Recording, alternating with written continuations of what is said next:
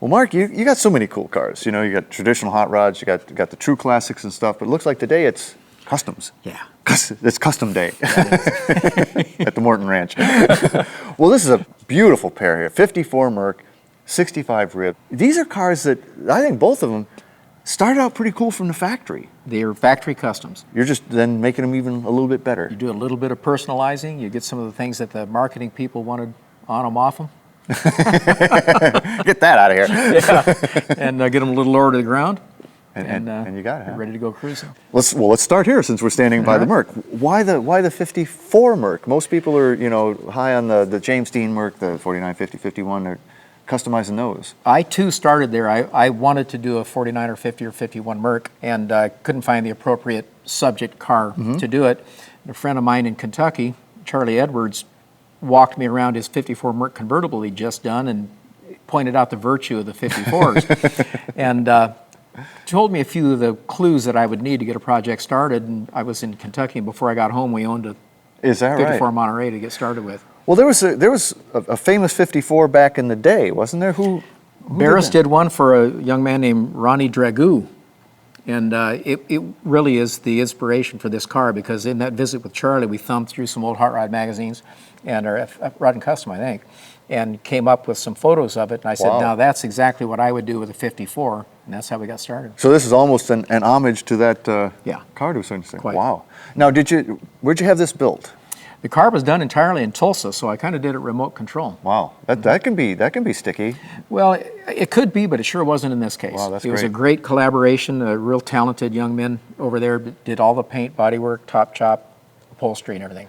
Yeah, and there are some typical custom things. So you've Frenched in headlights. You've certainly shaped it all. Yeah. So you reworked the hood. The pretty fancy skirts back there. Yeah, they took a lot of work. Not my work, but some painstaking love with Tim Goodbar, the body man. The top on a car like this is not easy to chop down. No, it's not, and that's why so few of these are done, and we think that Sam Rambo got this one quite right. And it's not really the front that's the issue, it's the back, isn't it? Probably more difficult at the back, because the shape and contours of the windows almost preclude a good-looking aesthetic end. And Sam was able to figure it out, to have a natural, what we wanted this to look like is a magic wand to take the car, and the top just came down with a natural, original design looking back window. When this top was 3 or so inches higher, that window would have come back quite a ways, wouldn't it? Right. The window would have come all the way back to here. I think they put in a 6-inch piece here to fill that in. The top was altered by the correct amount, which I think it was 2 or 3 inches, to make it fit right. So it takes a little bit of science. Yeah, I would say. Well, even your trim pieces, though, I mean, these two look like they were factory made for this, this as she sits. Thank you, because that was the goal. These pieces were made from, I guess, what was originally 8 pieces, because there's an interior piece as well. So it took 2 to make this one, 2 to make this one, 2 to make each of the other 2.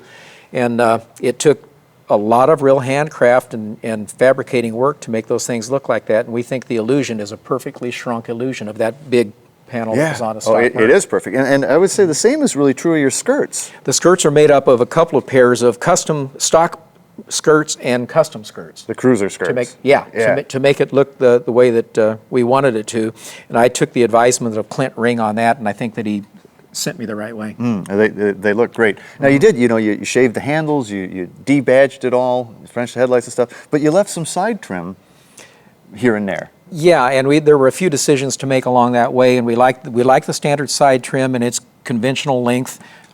We removed stainless at the rocker panel, and other than that, it's pretty much stock. Yeah. Well, so the body lines on this car, and the Lincoln of this era is similar in this, but they've got this really sharp ridge here that I think is beautiful, and you've really captured that thing cleanly in this car. Tim Goodbar did the metalwork on this car, and he knew that with a pearl paint job that peak on all 4 fenders would have to really be executed nicely, and he put exceptional time and craft into that too. 54 taillights, but you've removed the backup lights, or? There were backup lights there to start with, and this was a Charlie Edwards trick that I wanted to employ. So they had to shorten this bezel by the height of the backup light, and then do the sheet metal repair down in here to make this body rather than light. And we think it's a real slick aesthetic compared to the original. And they did a great job on the bezel too, because you can't see that thing's been cut or anything. Clint Ring and Sam And John Wright at Custom Chrome in Grafton, Ohio, really did go out of their way to make those bezels work because it wasn't easy the first time out. These guys are good. These guys are good. Yeah. Now, interior-wise, though, you've kept a very traditional look to this too. I mean, very much a a late '50s custom look. That was the goal too. It was to have a traditional tuck and roll, not too gaudy. Mm-hmm. And we think Dan Kirkpatrick got that pretty right too. Love the piping, the white piping on the black carpets. Yeah, we had some dissension on that. We had to go to the archives to prove to our talent that all of the notorious customs of the era had the white serging on the carpets. And those slider controls there, just below the speedometer, are just so space age looking. I mean, it's a transporter room with a Starship Enterprise or something. It looks like something to pull when you're launching, doesn't it? And I mean, is this baby a 3 on a tree? 3 on a tree with OD. You'll see that in a minute. Oh man. Yeah. But it looks. I mean, other than that, you really didn't do anything here. You just. I mean, the dash is that's a 54 dash, isn't it? Yeah. We just part of the idea is to employ what you inherit that is good. Mm-hmm. And there was so much good in these cars anyway, there was no sense in messing with. So basically a fresh coat of paint and off we go, eh? Yep. So did you do the same thing? Did you keep the original engine in the car? Yeah, the engine's a stock displacement 54 Merc. And there she is. Yep. I love engine bays that you got room to work in. Right. I mean, you can almost stand in there actually to do what you got to do. But that looks right to me. I mean, I like the Thunderbird valve covers, but I like seeing the correct engine in it. Yeah, well, we wanted this to be a 54 Mercury custom experience, and about the only way to do that would be to stick with the same running gear, so the sound would be the same and the power would be the same, and every gear change would be a reenactment. Well, I see you did update it to a dual master cylinder. I think that's actually smart. Yeah, that's the way to go these days. Yeah, I mean, you want the period look and everything, but you still want some safety in it. Right. And there's nothing like having a backup brake there. That's a good compromise. Clint Ring, who really did general contract this whole project, and he had his hands on every part of this car. He virtually restored the car while the body and paint and upholstery were done by guys that he assigned to it. He just did a smashing job. Well, gorgeous car, show car looking, but is it one you drive? We drive it pretty regularly. How about you drive it? How about I do? All right. Let's go.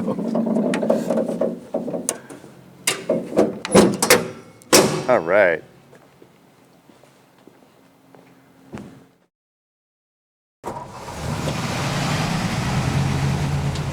Boy, that is nice. And I like a 3 on the tree car. I actually learned how to drive on a 3 on the tree car. Me too.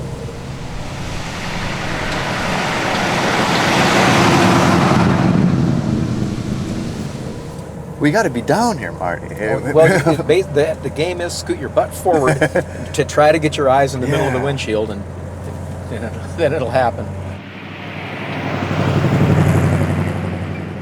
So, Mark, how did you get into this whole thing? Have you been a car guy your whole life? Pretty much my whole life. And pretty much, but the custom thing, has that always been something that followed you? I think I was probably affected by where I grew up, which was just over the river from Barris and Gaylord and all those guys. Oh, that would do it. And in that era, there tended to be young guys driving around with mildly customized cars and hot rods. And I was caught up in it. It made sense to me from the earliest days.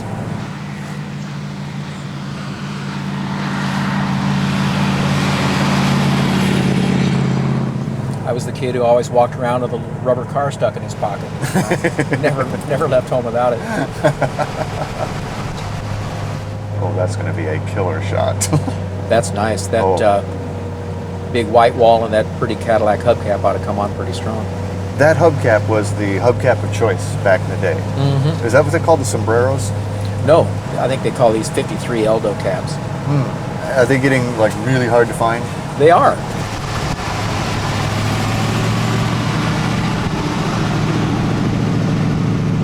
Now, how far did you take this down? Because she's clearly lowered. I think it's about 3.5 inches. I can't tell you exactly. When Clint Ring was doing the chassis and the entire restoration, by the way, he would send photos to me, and I would monitor where it was getting, and we agreed on what its posture should be, and he got it exactly as I wanted it to be. And the color, that pearlescent yellow is just to die for. And you know, that is pretty close to the Merc yellow. I've seen other Mercs very close to this, but not with the pearlescent pop. Nope. It favors its original livery, so. Yeah. Well, the huge steering wheel, you know, that thin-rimmed, huge diameter. And I love these sliders, these kind of beam me up, Scotty. Transporter room controls here. Right. That's why so much of this didn't need modification, because like we were discussing earlier, some of these cars, they came out of the box custom already. They were just cool to begin with. They had custom influence. They really didn't need much. In fact, a good friend of mine saw a picture of this when the chassis was just done and it was lowered. It wasn't chopped. He said, stop there. And I said, well, we had a 50 coupe that was like that, and I got rid of that because I wanted to goof one up, so here we are. Well, you know, honestly, there are so many of the 4950 James Dean Merc cars out there. They're really not, and they're not synchroed into first, are they? Not totally. Not even double clutching will get you in there. You're going to be stopped when you put this sucker in first. Right.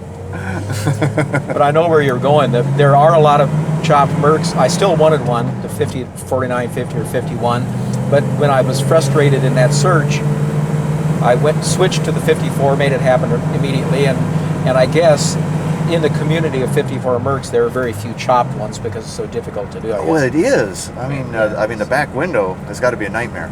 It is, and there are a lot of different aesthetic treatments and a lot of solutions for that. We had some real good advisement from some real professionals, not the least of whom was Paul Bragg and Sam Rambo, who cut the top, got it just right. It's an art. People that can do this always amaze me. Yep. And boy, is it a lot of work. Oh, yeah. Did you do much wrenching in your time? I mean, were you much of a wrench at all? Well, I want to get credit for what I do know. I put my hands on all of them, but I'm not very good. Right now, the distributor is a part on that Stutz in there. I can't wait for the parts to get here because I just need to be sure that I know how to do it. When we build a car, well, I always assemble the entire car, plummet, trans, rear end, and everything in it, all the suspension parts in it, all of the brakes built, but I have never welded anything, I've never painted anything.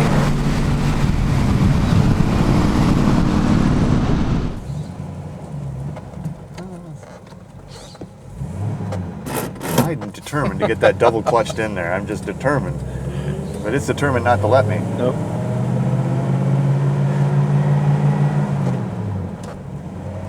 And you kept the largely the stock engine in it, right? Mm-hmm. It was a fresh engine. We didn't want to waste the virtue in that, so we left it. And it also was intended to be very much like the 54 or 55 mild custom experience. Thus, it should have had the stock engine. Of the day. Yeah. Well, and you know what you get with that is you get that great period sound. Yeah. You know, the glass packs, and even the way she starts. Like I said, when this fired up, it was like, oh, that's just like my 56 Lincoln. I love that sound. Yeah. But you're right. You take it easy over all dips, and you went completely old school in your approach to bringing it down. I mean, there's no airbags or anything on this, right? I mean, it's enhanced with gas shocks, sway bars, and all of the things. It's still, as you can tell driving it, it's a 54 Merc. It's probably a little better than they were at the time. But that's very much part of its charm. I mean, sort of the downside of resto modding, which is great because it takes these great, beautiful cars and turns them into modern day performers. But you completely lose that experience of driving a 54 car. That's right. And this is like driving a 54 car. Well, you can't have a Civil War reenactment and wear modern uniforms. It just wouldn't be right.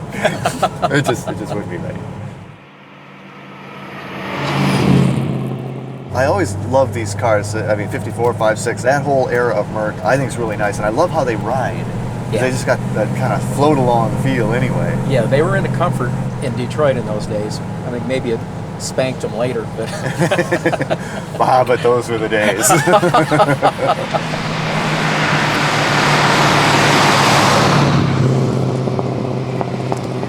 Boy, and this sits so low.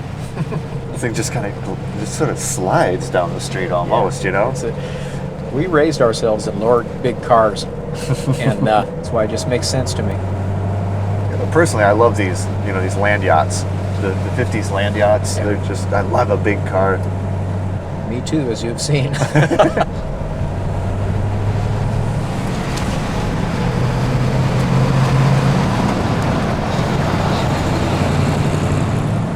How does the overdrive work on these? Is it an electric overdrive? Or It's electric and cable.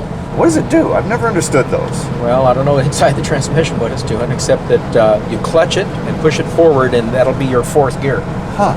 And you can leave it in fourth gear, but it freewheels when it's in. Yeah, that's right. I did know that about them. When it's in overdrive, which I'm not comfortable with. I like the compression on slowing down. Yeah. So until I get on the highway and really need the gear, I don't put it in. But then does that, I mean, that drops your RPMs down and you actually get some decent economy, not like that's what you really strive for in these cars, but it Yeah. improves the mileage probably significantly. See, part of this is just my excuse to get to use this 3 on the tree all the time.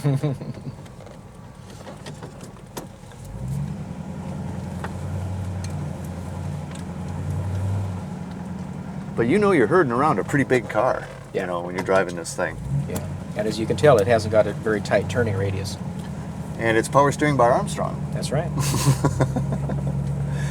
Now, really, I mean, I imagine the lowering affected it a little bit, but these cars didn't have a great turning radius to begin with. No, that probably is very much as it was when new. The inner fender wells were all reconstructed to give the tire full turning scope, Uh-huh. and that's one reason we get away with it. Otherwise, it would be further compromised by the tire dragging on the fender well. Yeah, and a lot of guys don't do that, and that's the result. You know? Yeah.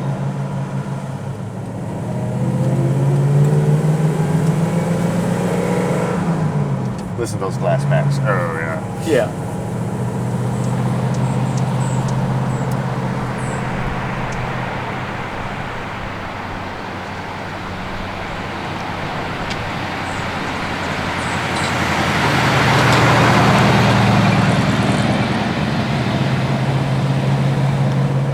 Now, is this mostly a show car for you, or do you take this and do some cruising in it? We do some cruising. It's in the rotation for out to dinner or whenever Uh-huh. we're inclined to drive it. We drove it to Santa Maria for the West Coast Customs deal, 200 or 300 miles. I think it's 300 miles last spring. How is it? And is it marvelous on the open road? It really is. It has an overdrive transmission, as you know, and Uh-huh. so it goes modern freeway speeds. It does ride pretty well, and room for some luggage, so it does travel well. You know, actually, with these cars, I like them without power steering, because the power steering, particularly Merc and Lincoln's power steering of the day, it helped you a little bit more than you wanted it to sometimes. Exactly. You know, you're constantly correcting it. I mean, this you set it in line and it goes. Well, one of the reasons we went the stock way was the car has bias ply tires, and for the correct aesthetic, we thought we would suffer the old style tires, which really aren't that bad. And I think power steering coupled with bias ply tires could be pretty nervous. That's a nice way to put it. I just have to run through the gears one more time. Oh, I just love this.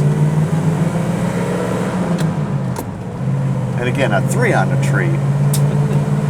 That is so cool. I thought most of these probably came out as automatics from the factory. I don't know, but I was sure pleased when this one became available that it had the 3 on a tree. I don't know what I'd have done if it'd been an automatic. Yeah, you know, I don't think it'd be nearly as cool. I think the 3 on the tree is what makes this thing so cool. Well, it's the audio is so much more interesting for one thing. Exactly.